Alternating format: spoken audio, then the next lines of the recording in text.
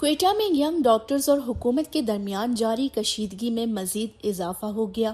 او پی days کے boycott کے 23ویں روز young doctors نے مطالبات کی منظوری کے لیے آج ریڈ زون کی جانب مارچ اور دھرنے کا اعلان کیا تھا۔ اس مقصد کے لیے ڈاکٹرز کی بڑی تعداد سول اسپتال جمع ہوئی، تاہم پولیس نے پہلے ہی سیکیورٹی سخت کرتے ہوئے اسپتال کے مرکزی گیٹ اور دیگر داخلی و خارجی راستوں پر نفری تعینات کر دی۔ جیسے ہی ڈاکٹرز نے ریلی کی صورت میں باہر نکلنے کی کوشش کی، پولیس نے انہیں دروازے پر ہی روک دیا، جس کے باعث کچھ دیر کے لیے دھکم پیل کی صورتحال بھی پیدا ہوئی، جبکہ احتجاجی ڈاکٹرز نے حکومت کے خلاف شدید نعرے بازی کی۔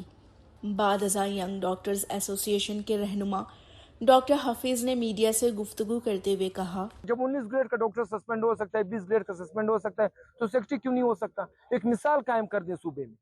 ہم اس کے بعد اپنی کور کمیٹی کا اجلاس بلائیں گے۔ جہاں تک ہم نے لانگ مارچ اسلام آباد کا کہا تھا، لیکن اس میں بھی ہمیں سیکورٹی نہیں پرووائڈ کی گئی۔ اس آپشن کو بھی زیر غور رکھا جائے گا۔ اگر وہ آپشن ہمارے کابینہ یا اجلاس میں ریجیکٹ ہوتا ہے، ہم اسلام آباد کی طرف لانگ مارچ کریں گے۔ اسلام آباد کی طرف تو لانگ مارچ کے لیے چھوڑ دیں۔ 22 دن سے کوئی نہیں آیا، 23واں دن ہے، تو 23ویں دن پہ بھی کوئی ہمارے ساتھ نہیں آیا۔ ہمارے مذاکرات ڈیڈ لاک میں جا رہے ہیں، تو اس ڈیڈ لاک کے بعد آج فیصلہ کر کے اگلی دفعہ جب ہم اعلان کریں گے، پھر جو بھی ڈاکٹر کے ساتھ ہوگا، جس کو بھی کوئی ڈنڈا پڑے گا، اس کا ذمہ دار یہ حکومت ہوگی اور یہ سیکٹری ہیلتھ ہوگی۔ ڈاکٹر حفیظ کا مزید کہنا تھا کہ ان کے پاس کوئی ہتھیار نہیں، وہ صرف اپنے جائز مطالبات کے حق میں پرامن احتجاج کر رہے، تاہم حکومت انہیں سخت اقدامات پر مجبور کر رہی ہے۔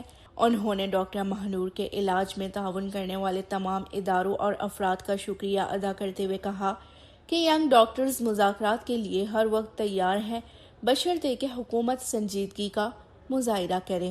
ویش نیوز، کوئٹہ، بلوچستان۔